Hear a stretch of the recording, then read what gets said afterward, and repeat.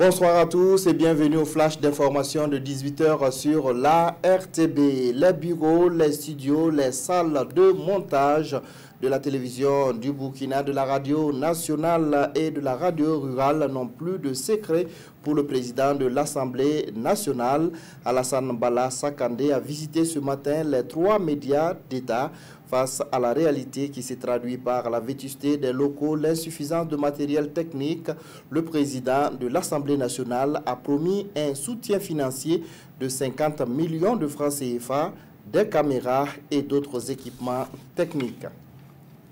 Chaque mardi, le chef de file de l'opposition politique anime une conférence de presse sur la vie de la nation. À l'ordre du jour du rendez-vous de ce 22 janvier, la nomination de Christophe Dabiré comme Premier ministre. À ce propos, l'opposition politique dit ne pas avoir de jugement à porter sur la personne de Christophe Dabiré. Pour elle, la grave crise que traverse le Burkina ne peut être résolue par un simple changement de Premier ministre. Les attaques terroristes et les affrontements intercommunautaires et les actes de défiance de l'autorité de l'État que le pays a connus ces dernières semaines ont également été abordés.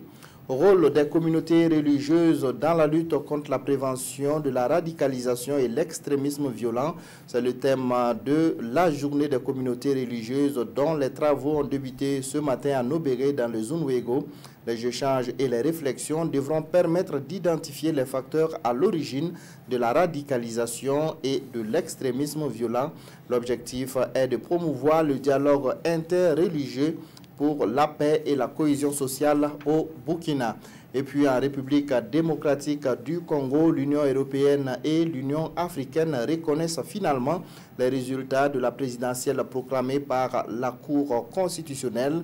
Lors d'une conférence de presse conjointe animée aujourd'hui, les deux organisations disent prendre note de la décision de la Cour constitutionnelle. Elles entendent apporter leur soutien à Félix Tshisekedi et de l'accompagner dans son mandat.